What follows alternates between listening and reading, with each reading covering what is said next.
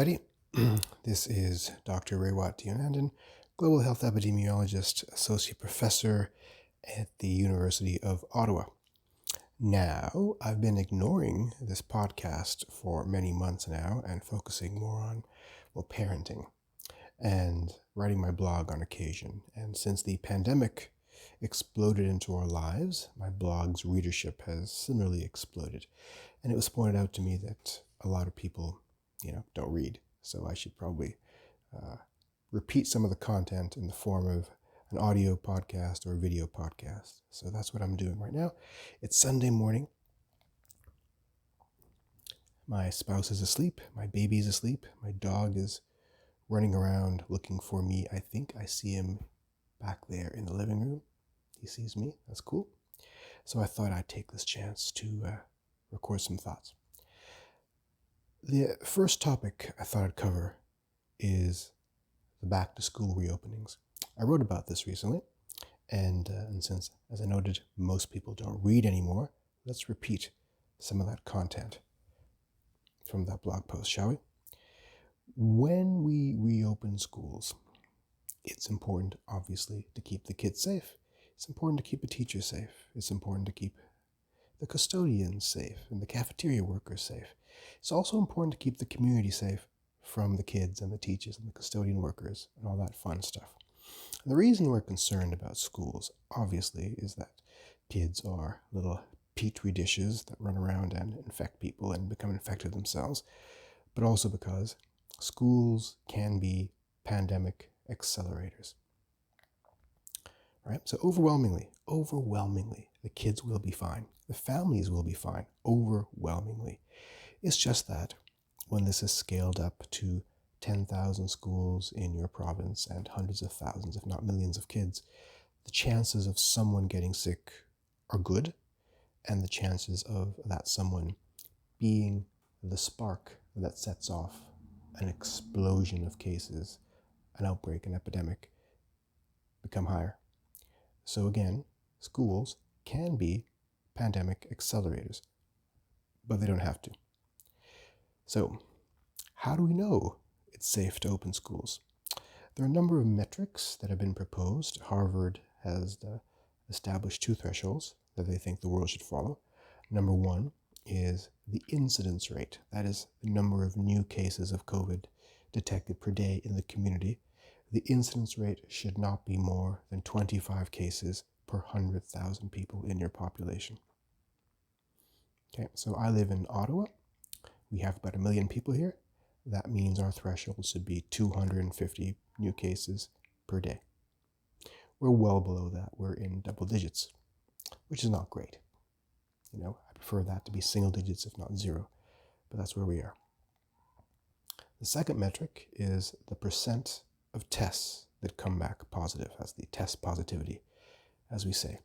And Harvard would like that to be 5% or less. In Ontario, where I live, it's under 2%. In most of Canada, it's under 2%. And for the longest time this summer, it was under 1%. And that would be the place I'd prefer it to be. So according to those metrics, it's probably safe to attempt to open schools. All right, so what do we do? How do we do it safely? There are probably 4 hierarchical goals in descending order of importance to focus on. Number 1, you keep the disease out of the community. If it's not in the community, it cannot get into the schools. If it's not in the community, it cannot get into your workplace or your home. That means that everyone has a role to play. If you haven't got a kid, if you don't work in education, you still have a role to play in keeping it out of the community so that the schools stay open. Now let's back up. Why is this important? Why is it important that schools stay open? It's important that schools stay open for a number of reasons. Obviously, kids need an education. And if this crisis is going to be with us for months and possibly years, we can't have kids, sequestered at home, being isolated, doing who knows what kind of damage to their psychologies. So this has to be an ongoing investment in society, in making sure that our next generation has the skills and the strength to continue. Number two is that schools function as daycares, frankly. And for parents to be able to go back to work, the children need a place to be able to go. So if we can't open the schools, then parents can't go back to work, and so the economy stays shut. So everything depends on schools staying open. If you don't have a kid who's in school, your job, your life still depends on schools staying open. So take this seriously. So back to that hierarchy of goals. Number one, keep it out of the community. If it's not in the community, it can't get into the schools. Number two, if it's in the community, keep it out of the schools. All right? So before we are, setting up barriers and rugifying society to keep that nasty virus out, now we got to rugify the school and keep that virus out of the school. Okay? Number three, once it's in the school, keep it from spreading inside the school. Keep it from being that blazing fire that takes over the school. And number four, once it's taken over the school, prevent it from going back into the community. All right, so number one, how do we keep it out of the community? Well, we know how. We do all the things we have to do. We wear a mask, we maintain social distance, we don't socialize unless we have to. We avoid gatherings of large numbers of people. You don't have to go to the bar. You don't have to go to a restaurant. I'm sorry, bar owners and restaurant owners, but this is not your time. We should probably be closing some businesses like bars and restaurants and nightclubs and things like that. We should probably be curtailing travel at all costs. I don't understand why people are taking international flights if they don't really have to. I get it if a relative is ill or you have to attend a funeral or something, but do not get suckered into this cheap last-minute vacation deals. It's not worth it, and you're putting your community at risk, right? So that's how we keep the community caseload low. How do we keep it out of the schools? That's number two. Well, that's where the parents come in and the teachers. We have to do symptom checking. All right. So this is an asymptomatic disease to a large extent. A certain percentage, maybe a large percentage of transmission is caused by asymptomatic or pre-symptomatic carriers, people who don't have symptoms, but who are nevertheless infected and are a little bit infectious. Now we think that those who are asymptomatic are probably a little less infectious than those who are symptomatic. Why? Because if you're asymptomatic, you aren't coughing or sneezing and projecting those droplets far from your body. Whereas if you are, you're probably infecting a lot of people. That's kind of how these diseases are insidious. They evolve to cause these symptoms to promote themselves in the population. So the more that we can keep symptomatic people out of school, the lower the rate of transmission becomes. It doesn't bring it to zero, but it lowers the risk, right? So if you're a parent, you watch if your kid has symptoms, sneezing, coughing, a slightly elevated temperature, sore throat, those are the signs of a possible infection. And obviously, there are going to be a lot of cases where people have those symptoms and don't have COVID, right? False positives, we call them. They have to stay home as well. That's going to be difficult. That's going to be administratively challenging. It's going to be logistically challenging for a lot of families. But that's what we have to do. Okay? There are going to be some cases of people who are asymptomatic, the false negatives, who go to school anyway. Okay, right? But we caught the ones who are symptomatic, and we prevented them from entering. That's important. All right. So as the cold and flu season comes upon us, well, this is where it's important to do the hand washing and all that stuff. Hand washing doesn't seem to be a big deal with COVID, to be honest, but it does seem to be a big deal with the flu and for the common cold. So imagine you are an asymptomatic carrier of COVID, and now you've got the cold or the flu. Now you're coughing and sneezing because you've got the cold or the flu. That is actually projecting those same droplets further. So essentially, an asymptomatic COVID carrier becomes, in essence, a symptomatic COVID person because the cold or flu made them symptomatic. So even if you are one of those people who are sneezing and coughing because you have the common cold, you should still stay home because you could infect a COVID carrier and make them symptomatic. See how this works? Okay, so that's how we prevent it from getting into the system. And of course, temperature checks have a role.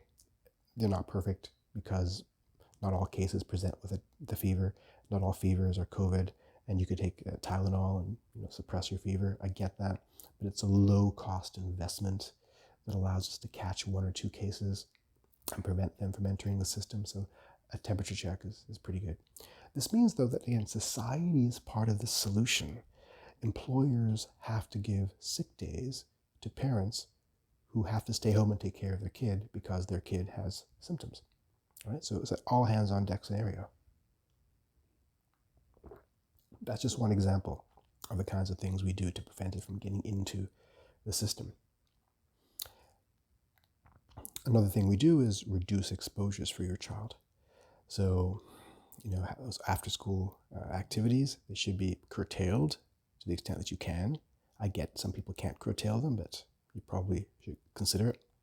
And limit your child's exposures. Okay, number 3, how do you prevent it from spreading in the school once it's in the school? Right, so this is where small class sizes comes in. We really want small class sizes for a number of reasons. Number 1 is a small number of kids in a large classroom allows them to distance. That diminishes transmission. It also reduces the number of exposures they have during the day, so the probability of encountering someone who is infectious is small. And number 3, in the event, well, we'll get to number 3 afterwards and we'll get to the next stage. Okay. So another way we have of curtailing transmission in the school is wearing masks, distancing. God, look at this hair. It's a mess. So mask wearing, I know is controversial. For some reason, I don't understand. It's a simple, low-cost, low-stress thing that people can use, and it does slow the distance that droplets travel. And despite what some people say, there's lots of evidence that it works. Okay? Don't believe that nonsense. There's lots of evidence that it works. I understand that some small children can't wear masks. Okay? It doesn't have to be perfect. Not everybody has to do it, but most people do. And for those people who can't tolerate a mask for whatever reason, they can wear face shields that aren't perfect because stuff gets out the sides. Okay, it's better than nothing, right? Oh, your kid touches your mask? That's fine. Your kid messes with his face? That's fine. It doesn't have to be perfect. Don't let perfect be the enemy of good. This is a numbers game, a population game. We want a lot of people to do things sufficiently well so that on average and on aggregate, it becomes good. Okay. The last thing, how do you prevent it from getting from the schools into the community? So small class sizes are important here too, because that's a cohorting approach. What that means is if your child is in a class in which a couple of cases have been detected, we can just remove that class from the school and isolate them for 1 or 2 weeks while we investigate and let the school continue to function.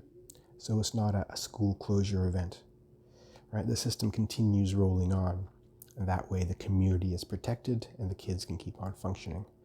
We should expect cases to happen. We should expect it. We should also expect public health to respond accordingly so that we should not panic. When you see their response, that's a time to have confidence. Okay. What's the takeaway message here? The takeaway message here is that this is all new to a lot of us.